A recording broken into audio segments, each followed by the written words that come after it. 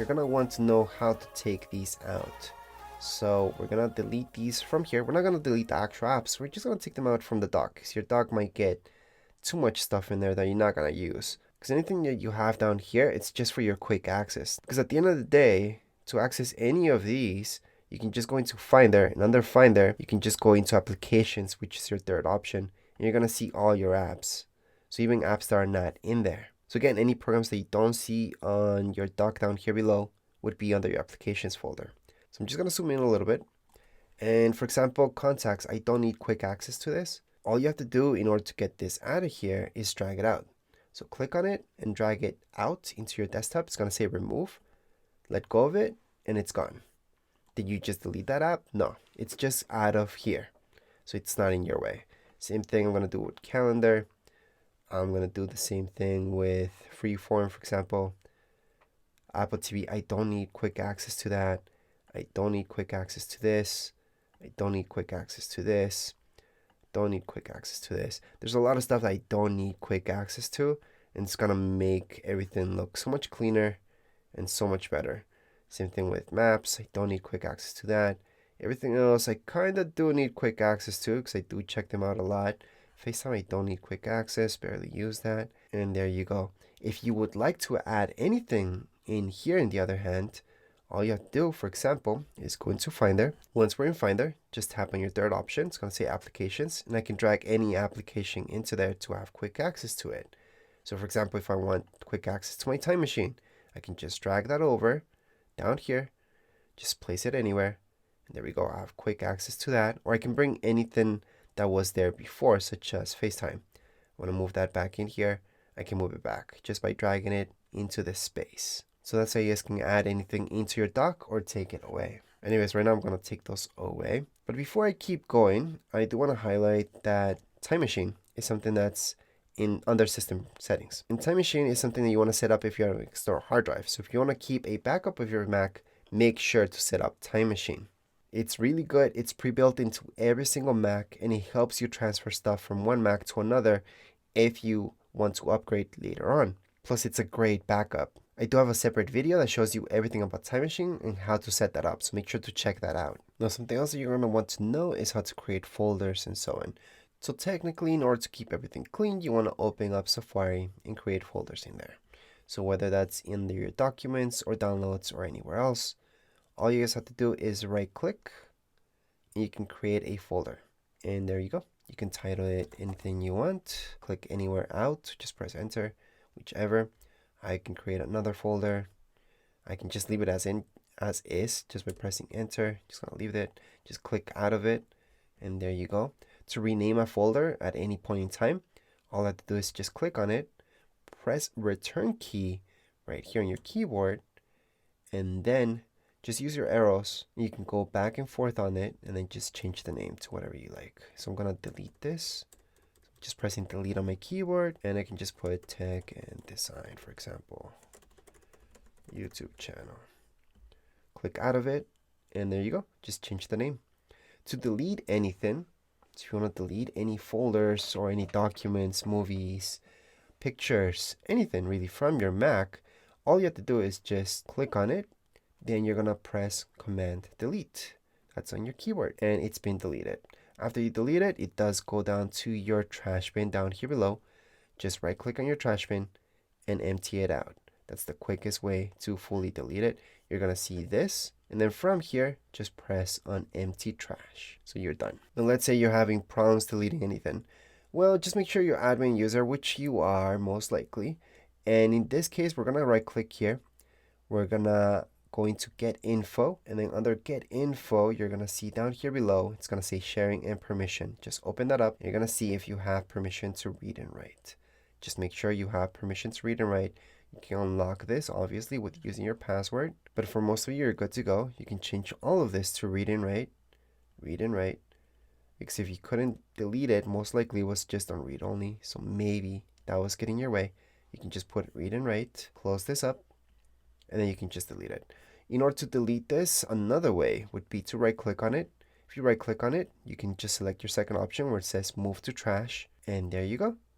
And then just empty it from your trash. Like I said, now to empty it from your trash bin, there's another way. You can double click on this to open it up, or just tap on it once, and then you're going to see the option to empty it out right here on the top right hand corner. You're going to get this option as well, and you're done. So that's how you guys can delete any files right here on your Mac. If you want to delete any programs, then you could do it the exact same way, or download an app that's called App Delete. That's what I use, but you don't need it. You can just delete it from here, just like I deleted all those folders. If you're downloading an app right here that's not from the App Store on your Mac, all you have to do, for example, I'm downloading this one right now. Obviously, click on Allow. It's going to go directly to your downloads folder. And in this case, it's right here. So let me just go on and open it up just by clicking on it. It's going to say open. Yep. And then you're going to see this installation. Just follow the installation right through, install, and it's going to download it. It's basically going to download the app and move it into your applications folder. And that's how you do this. So right now, just by following that, it's already installed. With a DMG file, it's going to be pretty much the same thing. And I can check out any applications just by going to Finder. I'm going to open that up. Then under favorites, your third option will say applications.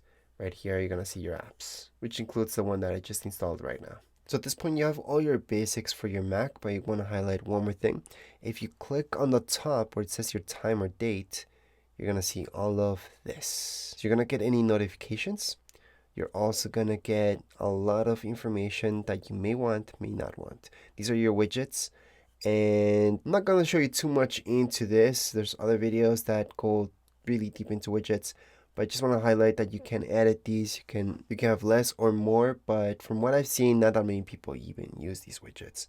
To get them out of the way, just click on your desktop anywhere and they're going to go away. As well as if you want quick access to any of your main settings, on the top right hand corner, again, just click here on this option. So you're going to see that you've got Wi-Fi, Bluetooth, AirDrop. These are your main things. Your display, if you want it brighter, less bright. You want your audio to go up or down. You can always mess around with these on your keyboard, yes, but if you don't want to, you can mess around with them here. Focus is also good, so you're not bothered with notifications all over the place. So you can check that out. And obviously we have music down here because a lot of people listen to music while they work. Get out of this, just click away anywhere on your desktop. And last but not least, let's set up your email. So down here below, you're going to see mail. Just tap on it. You're going to see this if it's setting up for the first time. Then it's going to show you your inbox. This will only be for your iCloud email. However, you can set up any email in here in this app. So you can add your Gmail, Hotmail, any email that you want, you can add it on here. And in order to do that, you just go on the top left-hand side of your screen. You're going to see mail. Just tap on mail. And here, you're going to see this, accounts and settings.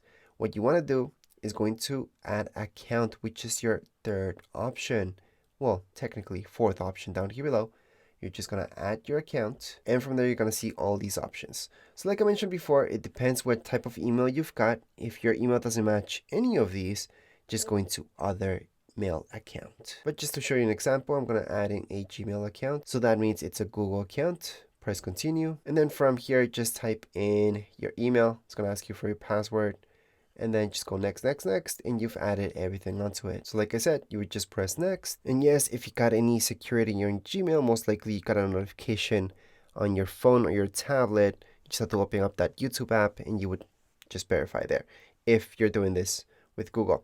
Now you can also add your Gmail into your contacts. So you're just adding your contacts into here, this app, calendar. You can sync up your notes. You can sync up anything from Google, really.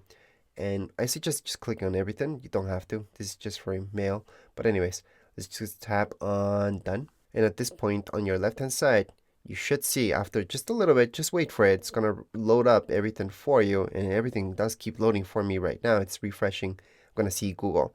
So that's my other mail account. So on the top of your mail, you're going to see all these options. You're going to see all inboxes. You're going to see your iCloud or Google.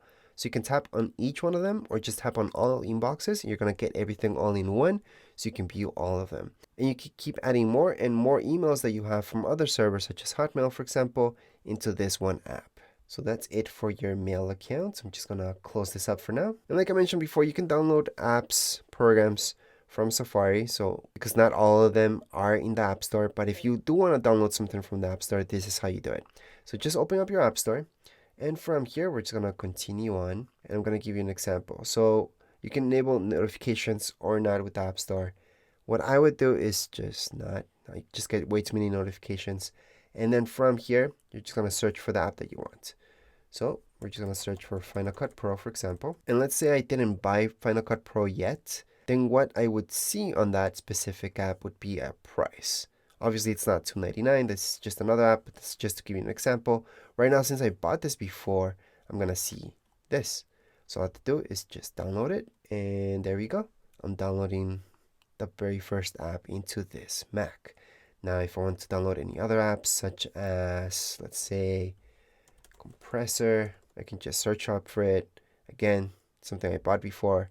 I'm gonna go on and download it. Do want to mention that there's a bunch of free apps right here in your app store, but as soon as the app gets downloaded, you're gonna see this open.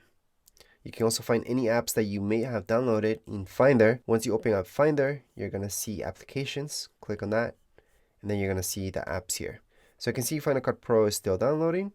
However, compressor fully downloaded, so it's right here. And that's how to find any apps that you have downloaded into your Mac and are fully installed.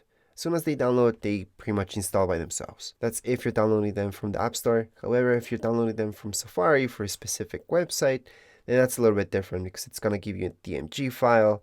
Just click on it, just follow, just click next, next, next, next, basically. And what usually happens during this process is that whichever app you download, it's going to be added into your applications folder. It just moves it onto there, and that's it. That's how you guys can do that. So that's how to download apps right here on your Mac. Other than that, that's it. I showed you all the basics that you need to know for your Mac just to get you started.